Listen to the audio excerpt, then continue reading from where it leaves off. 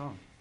So, Tom, this film is all about mixing up the good and evil a little bit. Yeah, for sure. And this time we get to see some nice little glimmers of kind of vulnerability and a little bit of good even maybe in Draco. How was that to act? Yeah, it was a lot of fun. I think it was nice that I think it was written and it was portrayed very much left to interpretation of audiences, really. Yeah, so you don't really kind of know which way his loyalties lie. And I think Draco sits bang smack in the middle of it all, where kind of feels his loyalty to his parents, obviously, and to his affiliation with the dark army, but at the same time he kind of has a strange bond with Harry, even though they've kind of been at each other's throats for the last 10 years.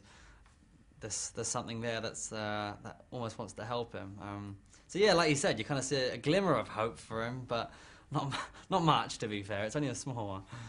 You said recently that you only got picked for the part because you looked like Draco and not because of your acting skills, very modestly. Do you really think that's true? No, well, it's a combination of things. I said this alongside another story, which was that we were all lined up as children, like 100 of them, and Chris Columbus was just asking the kids, what scene from the book are you most excited about coming to the film?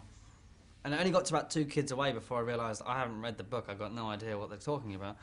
And the kid next to me said, Gringotts, and I was just like, yeah, those Gringotts, they're awesome, man. I can't wait to see the Gringotts. And Chris Columbus, I'm pretty sure, knew straight away I was lying. So that could have helped show, my ability to lie well as a 10-year-old. It obviously came out within a couple of weeks that I had no idea what I was talking about.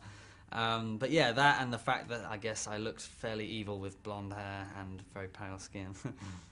But 11 years later, 10, 11 years later, you've seen the films all the way through. How does it feel to have been there through the whole lot? I think we all feel very proud. I think we all kind of expected us to be booted off after 3 or 4, whether we looked too young or our acting skills were less than perfect. But no, they kept us on. So we're all very glad that not one person was sort of couldn't do it, really. We were all there, the sort of dozen or so children that were there when we were 11 are still talking about it 11 years later. So yeah, we're very proud and very excited about ending on such a high note. Are you looking forward to moving on now from being a baddie? I really enjoy playing a baddie. I hope to play plenty more baddies. Yeah, a lot of people have been saying to me, are you worried about playing more villainous roles? And I said, no. If I can have half the career of Ralph Fiennes or Jason Isaacs or Alan Rickman, I'll happily step into the British villain roles, all the time. But yeah, it's an exciting and nervous time where you don't quite know what's around the corner, and yet these exciting projects seem to keep sort of popping up. So it's a lot of fun. Okay, all right, thanks, Tom. I think we're not at all. out of time, aren't we?